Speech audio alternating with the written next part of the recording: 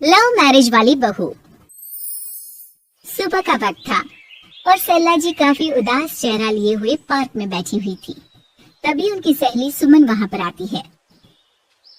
क्या हुआ सरला जी, आज मॉर्निंग वॉक करने का इरादा नहीं है क्या? इस तरह चुपचाप क्यों बैठी हैं? आई तो थी ये सोचकर कि पार्क में जाकर थोड़ी देर पहले टहल लूंगी, लेकिन क्या करूं, मन ही नहीं कर रहा। अरे सब ठीक है, तो इतनी परेशान क्यों नजर आ रही हैं? नहीं, ऐसी तो कोई बात नहीं है, सब ठीक है।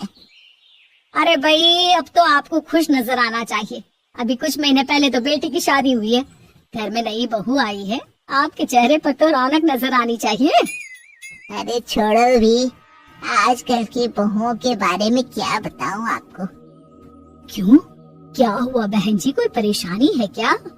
कुछ किया क्या बहू रानी ने? अरे भाई, अभी तो शादी को 6 महीने हुए हैं। अब आपसे क्या छुपाना, आप तो जानती है मेरे बेटे ने लव मैरिज की है और मुझे ना इन लव मैरिज वाले बहुओं पर बिल्कुल भरोसा नहीं। ना जाने कब मेरे बेटे के कान भर दे। अरे लेकिन सरला जी, आपके बहू बेटा तो आपके साथ ही रहते हैं, फिर आपको इस बात का डर क्यों है? पता नहीं क्यों बहन जी, अभी तो मुझे अपनी बेटी दीपाली की भी शादी करनी है।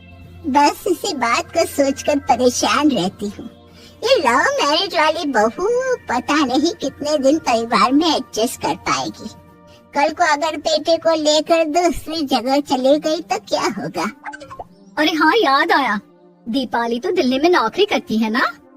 हाँ, बहुत अच्छी नौकरी लगी है उसकी। और आप किसी से कहना मत, अपने ऑफिस में साथ में काम करने वाला कोई लड़का उसे बहुत पसंद है, बता रही थी मुझे। लेकिन अभी तो आप कह रही थी कि आपको लव मैरिज और इन सब में भरोसा नहीं है। अरे तो क्या हुआ, जहाँ बेटी खुश रहे वहीं मैं खुश हूँ। और वैसे भी बेटी को तो दूसरे घर जाना है, वो लोग जाने और उनकी बहू जाने, मुझे तो बस अपनी बेटी का ब्याह करना है। अच्छा, ठीक है, जैसी आपकी मर्जी। लेकिन मुझे लगता है कि आप अपनी बहू के लिए कुछ ज्यादा ही सोच रही हैं। क्या पता वो वैसी ना हो जैसी आप समझ रही हो। सरला जी अपनी जगह से उठते हुए कहती हैं, अब ये तो भगवान जाने, बस मेरी बेटी दीपाली की शादी उसकी पसंद से हो जाए तो मैं गंगा नहा लूं। चलिए बहुत देर हो गई है, मैं भी अब घर जाती हूँ। अच्छा, ठीक है, मैं भी चलती हूँ। अगले दिन जब सरला जी अपने घर पर बैठकर चाय की चुस्कियाँ ले रही थी, तभी उनकी बहू वहाँ पर आती है। मम्मी जी, मैंने एक जगह नौकरी के लिए अप्लाई किया था और वहाँ से सब कुछ पॉजिटिव आया है। मैं भी नौकरी करना चाहती हूँ ताकि घर के खर्चों में थोड़ा हाथ बटा सकूं। अरे बहू, तुम्हें नौकरी करने की क्या जरूरत है? मेरा बेटा अच्छा खासा कमाता है, क्या तुम्हें किसी बात की कोई कमी है? तभी सरला जी का बेटा वहाँ पर आता है। नहीं माँ, उसे किसी बात की कमी नहीं है, लेकिन वो इतनी पढ़ी लिखी है और अगर नौकरी करना चाहती है तो हमें उसे नौकरी करने देना चाहिए। कुछ पैसे घर में आएंगे, हम सबकी मदद हो जाएगी।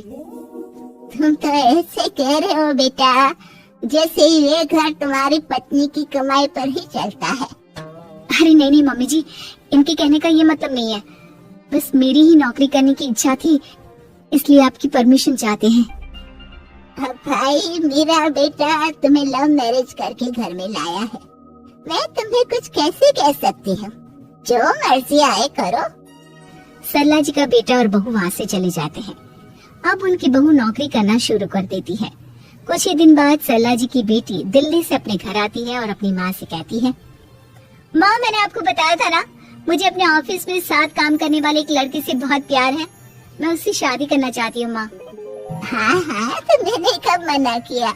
अगर तुम उसे पसंद करती हो तो उसके घर वालों को कहो, हम आपस में बात करके तुम्हारी शादी तय कर देते हैं। अरे लेकिन माँ, एक बहुत बड़ी परेशानी है। क्या परेशानी है बेटा? माँ, वो लड़का बहुत अच्छा है, लेकिन कुछ ज्यादा ही पैसे वाले घर से उसके माँ बाप। उन्हें मेरे और उसके रिश्ते से वैसे तो कोई परेशानी नहीं है, लेकिन वे चाहते हैं कि शादी 5 स्टार होटल में हो। अरे ऐसे कैसे? हम तो मिडिल क्लास लोग हैं, हमारे लिए 5 स्टार होटल में शादी करना कोई आसान काम थोड़ी ना है। लेकिन माँ, मैं क्या करूँ? मैंने उनसे बात करने की बहुत कोशिश की, बस एक किसी जगह बात अटक गई है। साफ साफ कह दो बेटा, शादी करनी है तो ठीक है, लेकिन ये 5 स्टार में शादी करने वाली शर्त में नहीं मान सकती। अरे कैसी बात कर रही हैं आप मम्मी जी? अगर दीपाली को कोई लड़का पसंद है तो हम उनकी शादी के लिए पूरी कोशिश करेंगे, और अगर बात पैसों की है तो कोई परेशानी नहीं है। हाँ हाँ, तुम्हें तो बस बहुत आसान लगता है सब। जिस तरह तुमने मेरे बेटे से इतनी आसानी से शादी कर ली, सारे काम उतने आसानी से नहीं होते। समझ में आया? हर काम करने में पैसे लगते हैं। लेकिन माँ, मैं उस लड़की को बहुत पसंद करती हूँ। सही बात है बेटा, लेकिन तुम उस लड़के से साफ साफ कह दो, अगर उसे तुमसे शादी करनी है तो अपने घर वालों को मनाए। अगर नहीं मना सकता तो तुम दोनों अपनी गृहस्थी अलग से कहीं सेट कर लो। कोई जरूरत नहीं है अपने माँ बाप के साथ रहने की। मम्मी जी, ये आप क्या कह रही हैं? मैं भी तो आपकी बेटी के साथ लव मैरिज करके आई हूँ। अगर मैंने भी ऐसा ही किया होता तो? लो, अब तो मुझे उल्टा जवाब देने लगी।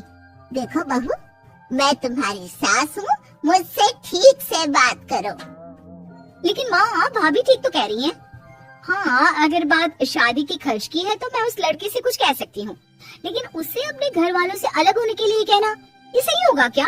आप तो समझिए माँ। और वैसे भी मम्मी जी, मैंने कुछ महीने पहले जॉब करना शुरू कर दिया था और अपनी पूरी सैलरी बचा कर रखी है। आप चिंता मत कीजिए, मैं दीपाली की शादी में कोई कमी नहीं होने दूंगी। तुम अपनी सारी तनख्वाह मुझे मेरी बेटी की शादी का खर्च करने के लिए दे दोगी? हाँ माँ, मैंने भाभी को पहले ही सब कुछ बता दिया था और वो इस बारे में सब कुछ जानती थी, इसीलिए उन्होंने पहले ही नौकरी करनी शुरू कर दी ताकि मेरी शादी धूमधाम से हो सके। तभी सरला जी का बेटा वहाँ पर आता है। देखा माँ, जैसा हम हर समय समझते हैं वैसा होता नहीं है। आपको लव मैरिज करने वाली बहू से नफरत थी ना, लेकिन अपनी ही बेटी की लव मैरिज पर आपको कोई एतराज नहीं था। ये तो गलत बात है ना? हाँ बेटा, सही कह रहे हो तुम। बहू, मुझे माफ कर दो, मैंने तुम्हारे बारे में गलत सोचा। आज से मैं बहू और बेटी में कोई फर्क नहीं करूंगी, और अपनी लव मैरिज वाली बहू से तो बिल्कुल नफरत नहीं करूंगी।